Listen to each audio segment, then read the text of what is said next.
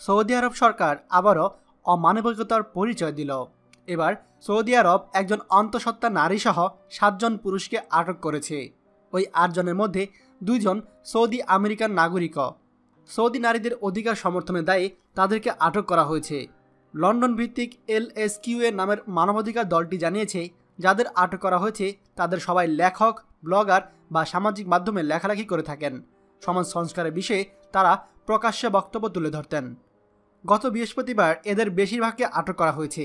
আটককৃতদের মধ্যে যে 2 Saudi American নাগরিক রয়েছে, তাদের একজন হচ্ছেন লেখক এবং চিকিৎসক বাদার আল ইব্রাহিম, অপরজন হচ্ছেন সক্রিয়বাদ আজিজা আল ইউসেফের ছেলে সালাহ আল হায়দার। আজিজা আল ইউসেফ গত প্রায় 1 বছর ধরে আরও 10 জন নারীর সঙ্গে জেলে বন্দী আছেন এবং ধারণা করা হচ্ছে যে তার উপরে শারীরিক নির্যাতন এবং যৌন অত্যাচার চালানো হয়। অক্টোবর মাসে ইস্তাম্বুলে সৌদি দূতাবাসে সাংবাদিক জামাল খাশিকে হত্যাকাণ্ডের জন্য সৌদি আরবের দারুণ নিন্দা জানানোর পর এটাই প্রথম দমন অভিযান।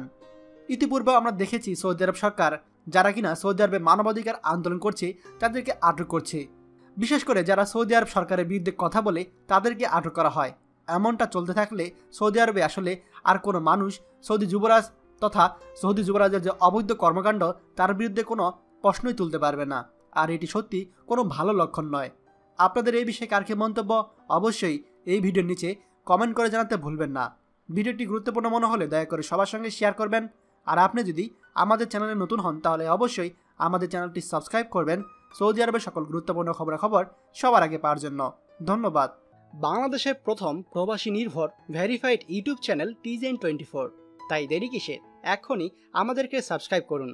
সাবস্ক্রাইব করতে সাবস্ক্রাইব আইকনে ক্লিক করুন এবং বেল আইকনটি চাপুন, যাতে আমাদের কোনো নতুন ভিডিও আপনি মিস না করুন।